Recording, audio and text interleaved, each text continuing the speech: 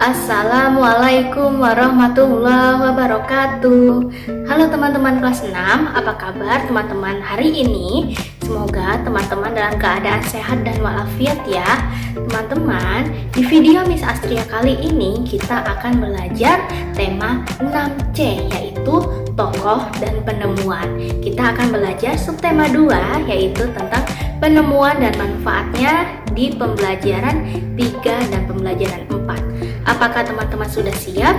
Jika sudah siap, mari kita awali kegiatan pembelajaran kita pada hari ini dengan membaca basmalah.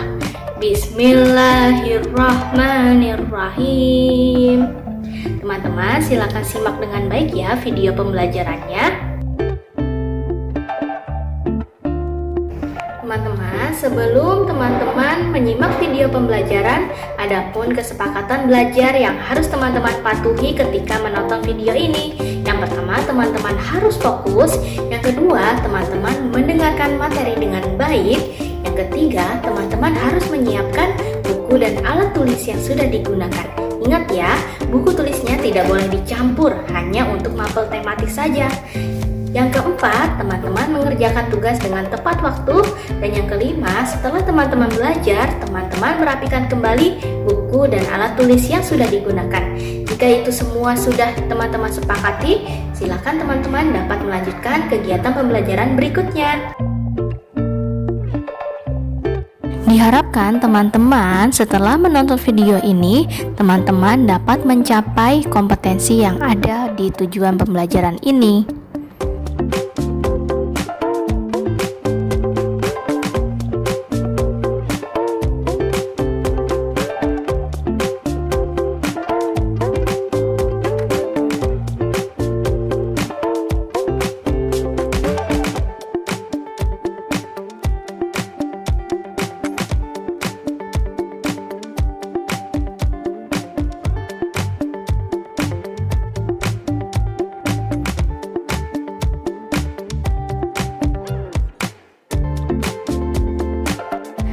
Apakah teman-teman pernah berpergian melewati jalan raya? Nah, di jalan raya itu terdapat lampu lalu lintas yang mengatur semua kendaraan, mengatur lalu lalang kendaraan. Gimana ya penemuan lampu lalu lintas? Siapa sih yang menemukan? Dan kenapa sih lampu lalu lintas itu bisa ditemukan? Yuk kita simak pembahasan berikutnya. Nah, teman-teman, penemuan lampu lalu lintas ini ditemukan oleh Garnet Augustus Morgan, yaitu beliau berasal dari Amerika. Beliau lahir pada tanggal 4 Maret 1877 di Kentucky, Amerika. Nah, pasti teman-teman belum lahir ya. Selanjutnya, kenapa sih lampu lalu lintas ini ditemukan? Yaitu diawali ketika melihat tabrakan kereta kuda. Kemudian, Garnet mengatur pengaturan lalu lintas dengan sistem stop and go. Nah, jadi belum ada warna merah, kuning dan hijau ya teman-teman ya, yaitu di tahun 1863 pengaturannya yaitu melalui tulisan stop and go, yaitu berhenti dan jalan. Kemudian lampu lalu lintas ini dikembangkan lagi, yaitu menjadi 3 lampu, yaitu ada sinyal stop ditandai dengan merah, go yaitu jalan ditandai dengan lampu hijau, dan posisi stop yaitu ditandai dengan lampu kuning. Dan penemuan Garnet Augustus Morgan ini berjasa untuk kehidupan kita pada saat ini, yaitu untuk mengatur lalu lintas kendaraan di jalan raya. Berkat penemuan dari Garnet ini, di jalan raya mengurangi efek kecelakaan pada kendaraan, yaitu dengan adanya lalu lintas, jadi pengendara menjadi tertib ketika berkendara. Ada yang seharusnya berhenti, ada yang seharusnya jalan. Seperti itu teman-teman. Bermanfaat sekali ya penemuan Garnet Augustus Morgan ini. Selanjutnya teman-teman, gimana sih cara kerja dari lampu lalu lintas ini? Nah, cara kerjanya itu mirip dengan rangkaian yang sudah kita pelajari di pembelajaran sebelumnya, yaitu kira-kira rangkaian apa sih yang digunakan ketika mengatur lampu lalu lintas? Betul teman-teman, prinsip kerja lampu lalu lintas ini menggunakan rangkaian listrik paralel, yaitu prinsip ini menggunakan 3 buah lampu yang terhubung paralel antara satu lampu dengan lampu yang lain. Untuk lebih jelasnya lagi, mari kita simak pembahasan berikutnya. Pada lampu lalu lintas, jika lampu tersebut salah satu dimatikan, maka lampu yang lain tetap nyala. Misalnya kita ingin menyalakan lampu warna merah, maka kita harus mematikan lampu yang berwarna hijau dan lampu yang berwarna kuning. Dan lampu merah tetap menyala karena pada rangkaian lampu lalu lintas menggunakan rangkaian paralel. Begitu juga sebaliknya ketika kita ingin menyalakan lampu hijau maupun lampu kuning, yaitu dengan menyalakan kedua lampu warna lain. Nah teman-teman, pengaturan lampu lalu lintas ini menggunakan sistem menit. Nah, penggunaan waktu ini tidak terlepas dari dengan penemuan jam. Siapa sih yang menemukan jam? Yuk kita simak sejarah penemuan jam.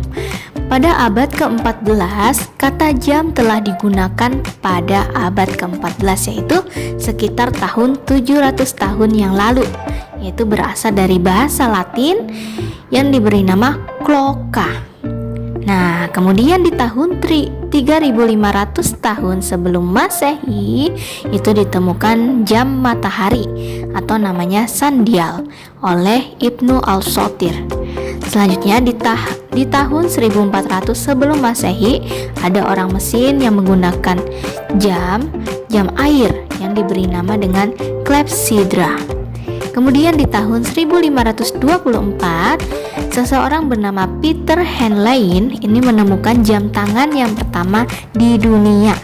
Nah, teman-teman yuk kita lihat di sini ada Peter Henlein dan jam ini berkembang teman-teman, yaitu di tahun 1929 mulai diterapkan crystal quartz, yaitu alat pengukur waktu atau jam. Nah, jam digital atau elektrik pertama kali dibuat oleh perusahaan yang bernama The Hamilton Watch Co. of Leicester yang berada di Pennsylvania sekitar tahun 1950.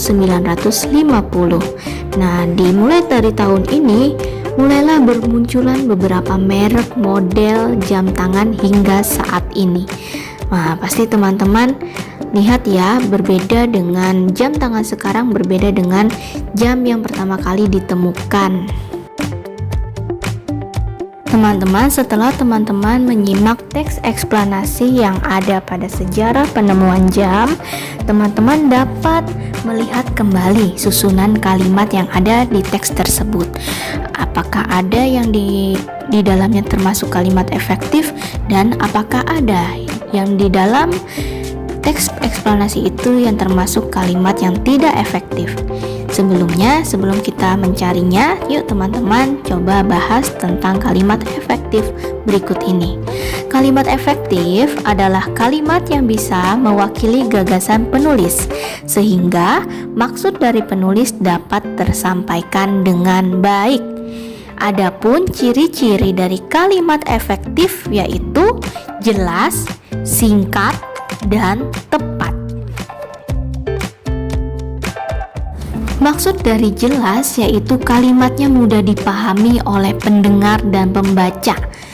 Maksud dari singkat yaitu hemat penggunaan kata, yaitu tidak ada kata-kata yang bermakna sama yang diulang. Maksud dari tepat yaitu sesuai dengan kaidah yang berlaku, yaitu SPOK.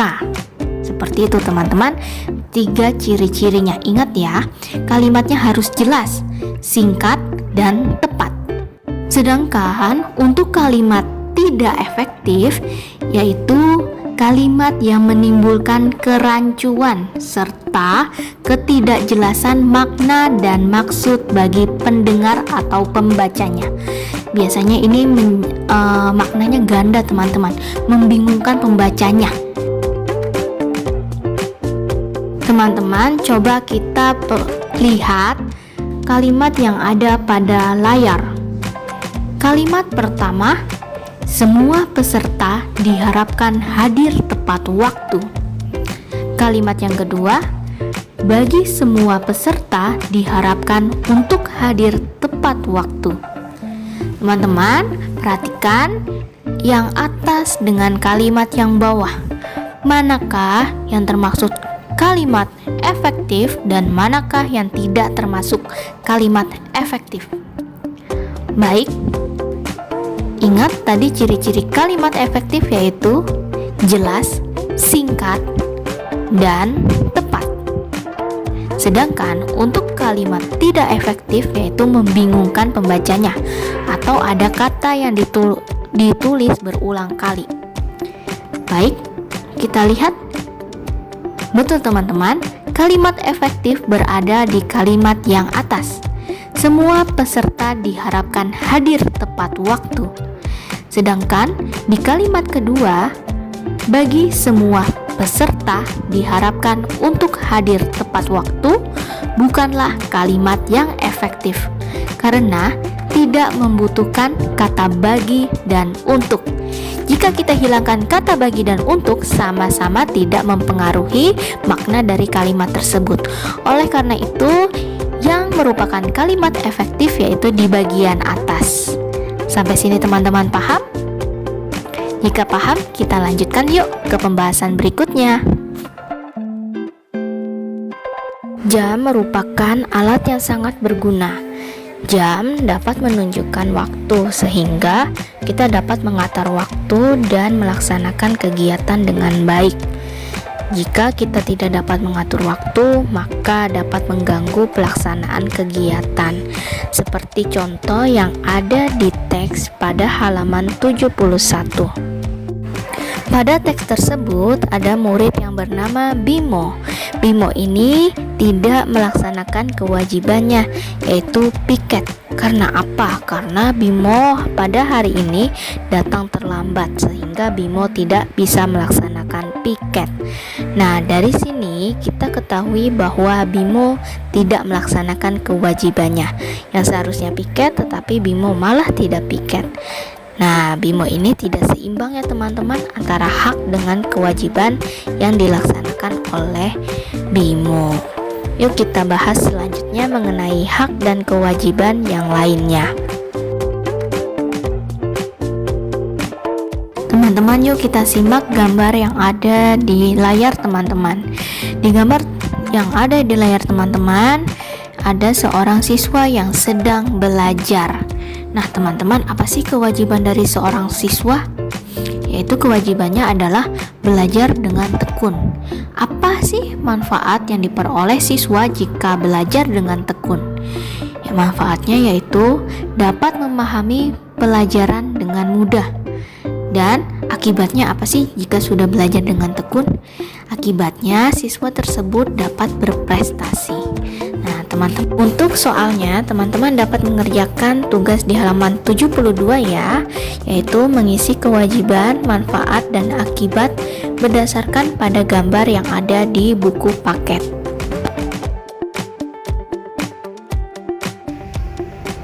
Alhamdulillah teman-teman, selesai sudah pembelajaran kita pada hari ini. Teman-teman, apa sih yang sudah teman-teman ketahui setelah menonton video ini? Yaitu yang pertama, teman-teman pasti sudah tahu kan siapa penemu lampu lalu lintas. Kemudian teman-teman pasti sudah tahu tentang bagaimana sih cara kerja lampu lalu lintas. Kemudian tadi kita juga sudah mempelajari tentang kalimat efektif dan kalimat yang tidak efektif. Kita juga belajar tentang penemuan jam dan kegunaan jam bagi kehidupan sehari-hari yang dikaitkan dengan kewajiban dan hak teman-teman. Apakah teman-teman sudah paham? Alhamdulillah jika sudah paham. Jika ada teman-teman yang belum paham, teman-teman dapat bertanya ke guru masing-masing ya. Baik teman-teman, mari kita baca hamdalah di kegiatan pembelajaran hari ini. Alhamdulillahirabbil alamin. Teman-teman, selesai sudah kegiatan pembelajarannya. Terima kasih teman-teman sudah menonton video dengan baik. Wassalamualaikum warahmatullahi wabarakatuh. Sampai ketemu di pembelajaran pelajaran berikutnya.